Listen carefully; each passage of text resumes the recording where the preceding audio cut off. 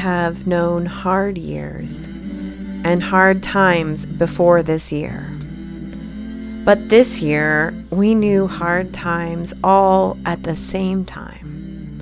Across ages and stages of life, we've all known disappointments, uncertainty, anxiety, and loss. For many of us, loss upon loss. We use the word unprecedented so much this year, but I think we've underused it to describe the personal and individual experiences we have felt within our own lives. What we experienced in 2020 was new for every single one of us.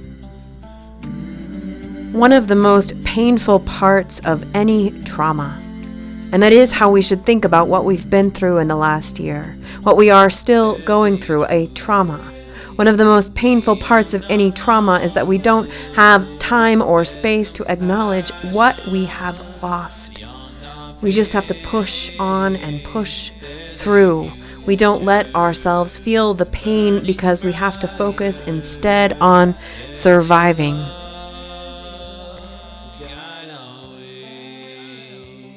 Which is why this turning of one year to another is so important for us this year. Because it offers us a natural time where we can offer our sacred witness to the disappointments, big and small, of this past year. Without judgment, without comparison, we can make space to simply acknowledge each moment that we've had to find our way through, feeling the ways that these things have remade us along the way, rearranged our hearts, made us question long-standing assumptions about who we are, how life works, the story of our country, the movement of the moral universe. These moments are an invitation to change. An invitation to grow. Most of all, an invitation to see ourselves and each other more fully, to see life more fully, and to remember, in the revelation, the seeds of the revolution begin. And so let us open our eyes fully and bear sacred witness to the disappointments, challenges, and losses named on our wall of disappointment over these last few days, as well as on our digital wall. Let us hold each of these moments as we bear witness to them in their fullness, feeling our collective experience of life as it has been and as it still is becoming.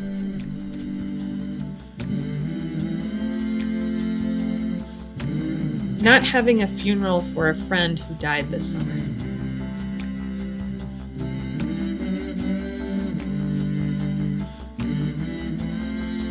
I haven't hugged Grandma since her birthday in February. I have to wear a mask. Killings of unarmed black citizens. We canceled a vacation to Japan. A canceled surprise trip. Not having summer camp. Closure of local businesses. Being alone. Singing with others. Failure at school. An empty Christmas stocking. Missing the birth of my niece Edith. Hugs. Not playing with my friends. Missing my friends. I worry constantly for my son's mental health. I feel helpless. No RE classes in person. Seeing my dad. The loss of my drumming group during COVID.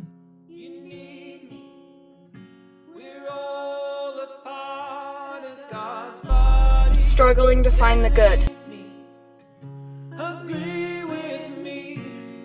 Loss of purpose.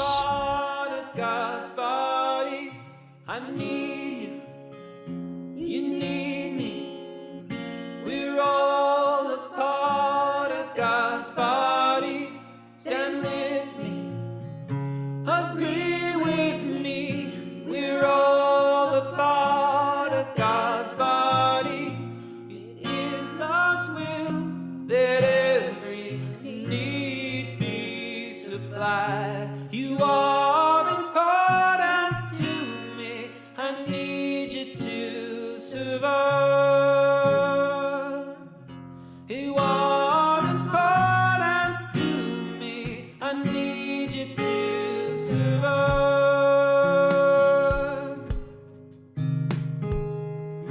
I need you. You need me. We're all a part of God's body. Stand with me. Agree with me. We're all a part of God's body. I need you. You need me. If you were unable to visit the physical or digital wall, you are welcome to share a disappointment or loss you've experienced in the chat now. We're all a part of God's body. It is God's will that every need be supplied. You are important to me. I need you to survive. We bear witness to the whole of life, knowing that we all arise from the same source and we share the same destiny. We are tangled up together in this tangled blessing of life. Here we hold it all so that we can heal it all. See it all so we can save it all. Name it all so we can release it all and release ourselves into the continued movement of life. Not moving beyond, but integrating, letting everything have its rightful place in us and in the universe. In this spirit, we move now to a ritual of fire and release. The fire communion is our annual tradition that marks the turning of the year. This year, to ensure everyone's safety, we asked a small group to stand in as proxies for all those who have experienced loss in 2020. That is, proxies for our whole community in a ceremony of fire. Each participant acted as guardian over a group of shared disappointments from the wall. The digital ones were all transferred to the physical space, and then they brought these disappointments to a ritual fire outside our foothills sanctuary. As you witness this ceremony, feel with them the release and the letting go. The turning of one year to another, the march of life calling us ever on.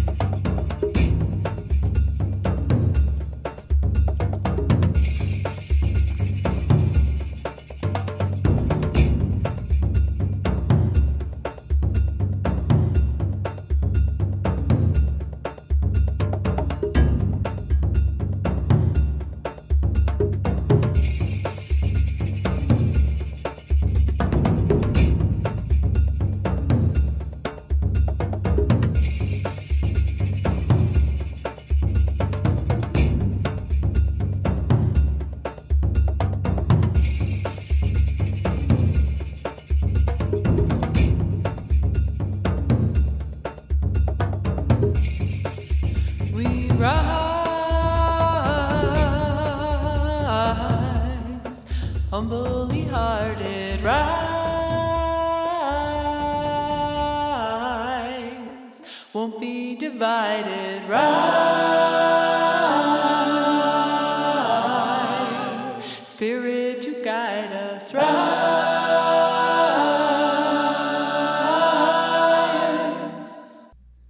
Just as we know no matter is destroyed, only changed, we pray that all of our losses of this year, all of our disappointments, though they have been released into the fire of our community, the fire of our faith, they will remain with us as they continue to change us, grow us, heal us, and remind us of life's fragility when we start to take it for granted. For we will. Connect us with our interdependence when we turn once again to toxic individualism, believing that any of us gets by in this life without help. Most of all, may all that this year has brought lead us back to gratitude, especially knowing we still have a long road ahead of us in 2021. But let us remember we survived all that this year threw our way, and we found joy here too. We found community and connection and meaning here. And so we give thanks for this gift of life, this miracle, for the chance for us to learn how to love more of the world, more of ourselves, hold more of the world, and save just a little bit more of the world together. Now, if you're willing, get up out of your chairs and join with us as we celebrate that 2020 is over, a new year begins. In hope, in prayer, we find ourselves here. In hope, in prayer, we're right here. In hope, in prayer, we find ourselves here. In hope, in prayer, we're right here. We rise. All of the children rise. Elders with wisdom rise. Ancestors surround us rise.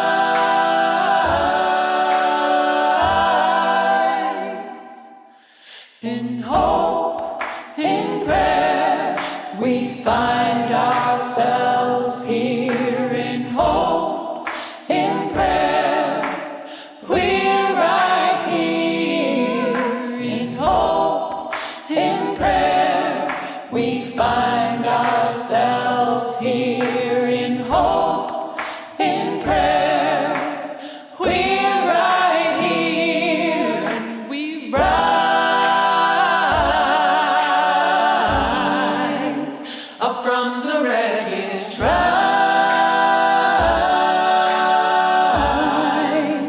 with tears and courage, rise fighting